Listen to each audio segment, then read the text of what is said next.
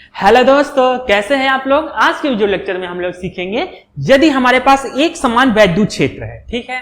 इस वैद्युत क्षेत्र में यदि एक वैद्युत द्विध्रुव रखा है, यानी कि -q + q, ठीक है, तो एक समान वैद्युत क्षेत्र के कारण इस वैद्युत द्विध्रुव पर एक बलयुग्म लगने लगता है। यह बलयुग्म क्या करता है, जैसे मान लो ये हमारा वैद्युत द्विध्रुव है, तो ये बलयुग्म इस वैद्युत द्विध्रुव को घुमाकर वैद्युत क्षेत्र की दिशा में संरेखित कर देता है, ठीक है। इसे ही बोलते हैं बलयुग्म का आघूर्ण, ठीक है।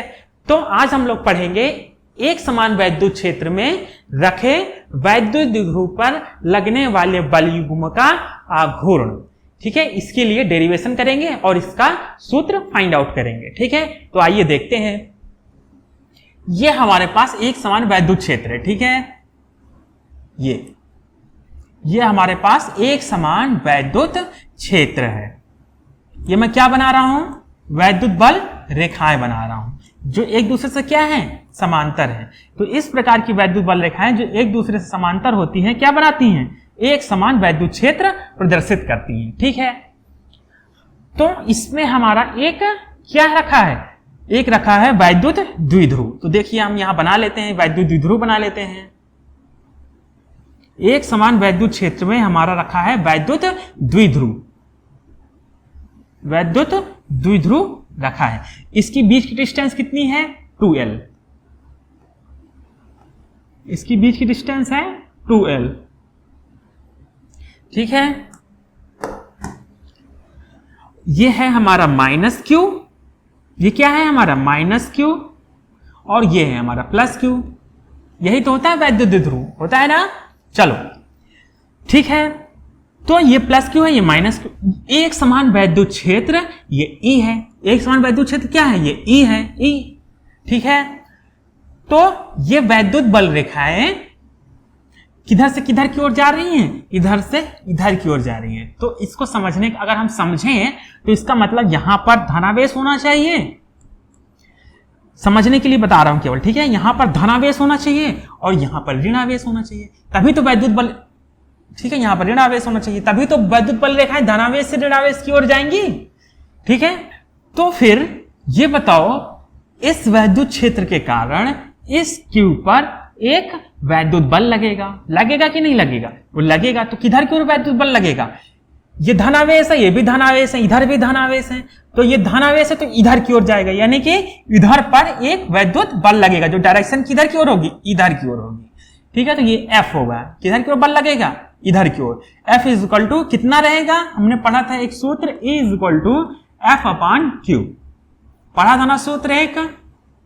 तो यहां से F इक्वल टू क्या आ जाएगा, E into Q, E into Q। ये हमारा इधर की ओर एक बल लगा। इसी तरह से यहां पर ऋणावेश है, तो हम जानते हैं इधर धनावेश है, इधर ऋणावेश है। इसका मतलब धनावेश की ओर आकर्षित होगा, यानी कि इस पे बल किधर की ओर लगेगा, इधर की ओर लगेगा। तो यह बल इसमें इधर की ओर लगेगा, ठीक है, F, ठीक है। तो ये F कितना हो जाएगा, Q इंटू E, ये भी हो जाएगा, E इंटू Q, ये भी हो जाएगा इसी फार्मूले से। तो हमने क्या देखा, ये बल और ये बल परिमाण में बराबर हैं, लेकिन दिशा में विपरीत हैं। एक इधर की ओर है, एक विपरीत दिशा में है। तो इस प्रकार के बल क्या बनाएंगे, बलयुग्म बनाते हैं। ये बलयुग्म क्या करेगा, एक इधर की ओर लग रहा है, एक इधर की ओर लग रहा है, तो ये क्या करेगा, ये वैद्युत द्विध्रुव को घुमाकर इसकी दिशा में ले आएगा, वैद्युत क्षेत्र की दिशा में संरेखित कर देगा, ठीक है। ठीक समझ में आ रहा है। तो ये मान लो ये वैद्युत द्विध्रुव है, ये वैद्युत क्षेत्र से थीटा एंगल पर रखा हुआ है, थीटा कोण बनाता हुआ रखा हुआ है। तो अब हम लोग लिख लेते हैं, माना एक समान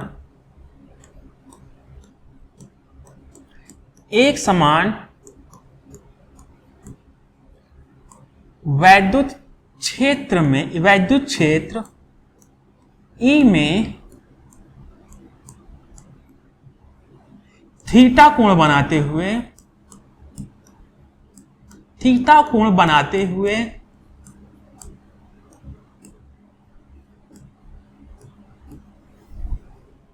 एक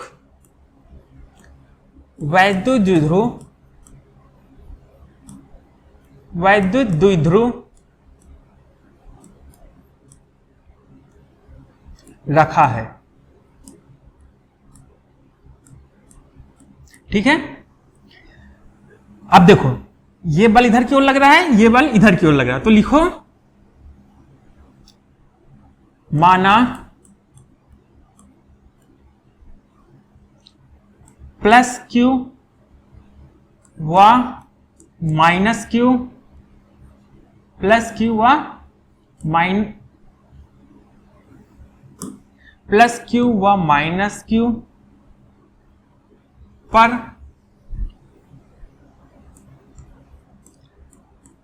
लगने वाले बल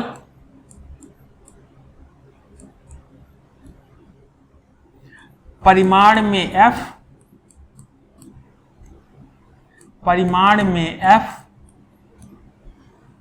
तथा दिशा में विपरीत है, दिशा में विपरीत है।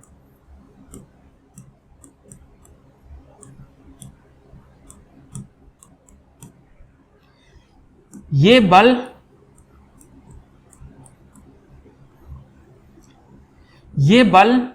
वैद्युत द्विध्रुव को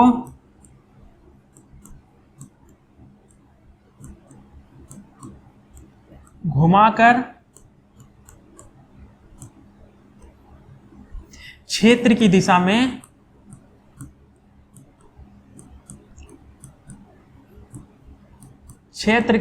में संरेखित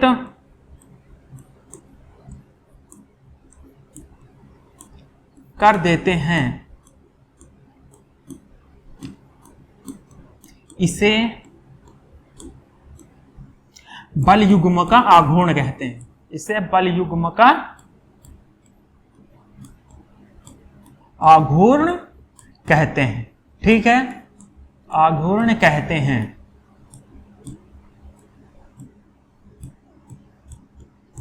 यहां तक आया समझ में?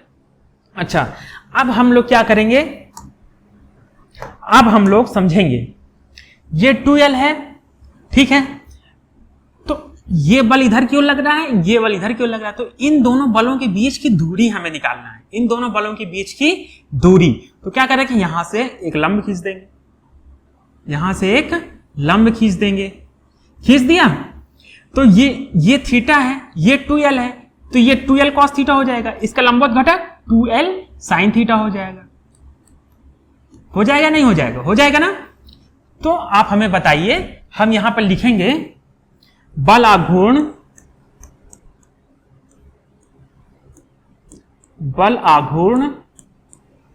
किससे रिप्रेजेंट करते हैं? बल आघूर्ण को टाउ से। बल आघूर्ण टाउ बराबर क्या हो जाएगा? बल गुणे दोनों बल रेखाओं की क्रिया रेखा की लांबिक दूरी। तो मैं इसको 60 में लिखे ले रहा हूं, लांबिक दूरी, लांबिक दूरी।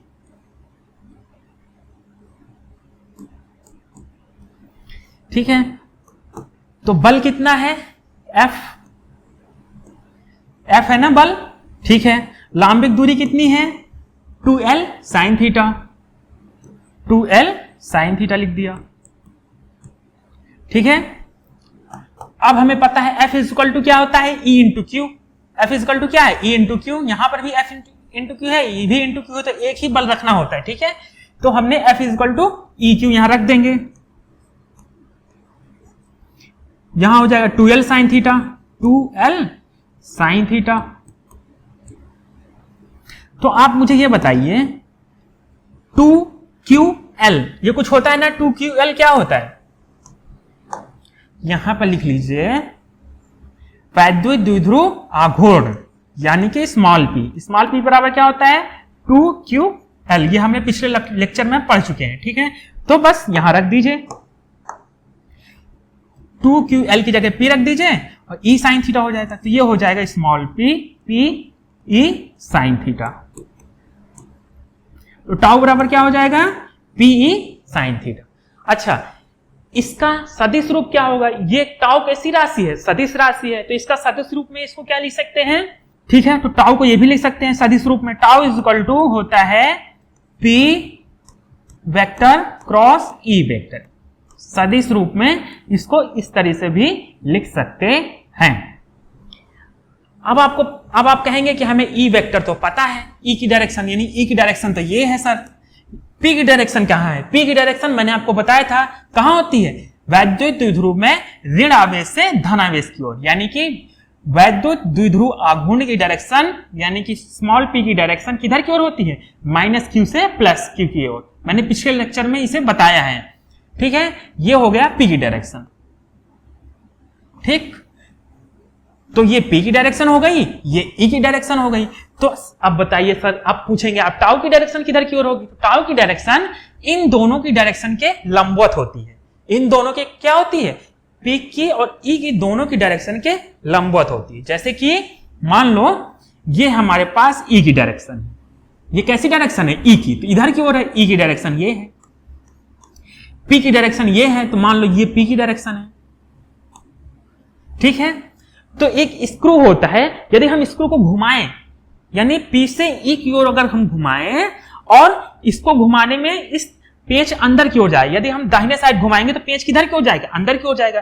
तो इसका मतलब ये पी है, ये ई है, ये ई है, ये पी है, तो टाउ की डायरेक्शन क्या होगी? इसके लंबवत होगी, यानी कि इसके लंबवत होगी। किधर की ओर होगी? अगर हम पेच इधर की ओर घुमाएंगे तो पेच किधर की ओर जाएगा? अंदर की ओर जाएगा।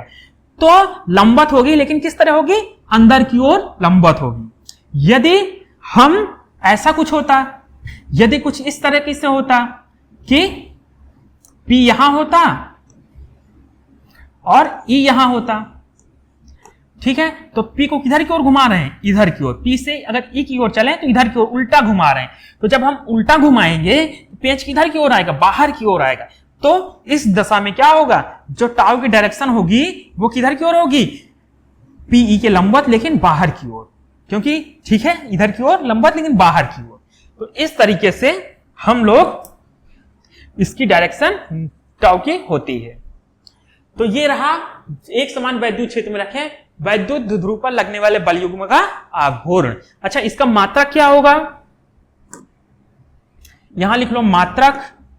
इसका मात्रक बताइए क्या होगा? इसका मात्रक होगा, P का मात्रक क्या होता है? 2QL, मैंने आपको बताया भी था। तो Q हो गया कूलाम, L हो गया मीटर, ठीक है, E का मात्रक हो गया न्यूटन पर कूलाम। तो क्या हो गया? कूलाम कूलाम कैंसिल हो गया, तो क्या बचा? न्यूटन मीटर, न्यूटन और मीटर। तो इसका मात्रक क्या होगा? Newton metre. इसका मात्रक क्या होगा? Newton metre. ठीक है, तो ये वीडियो लेक्चर यहीं पर समाप्त करते हैं। मिलते हैं नेक्स्ट वीडियो लेक्चर में। अभी के लिए नमस्कार।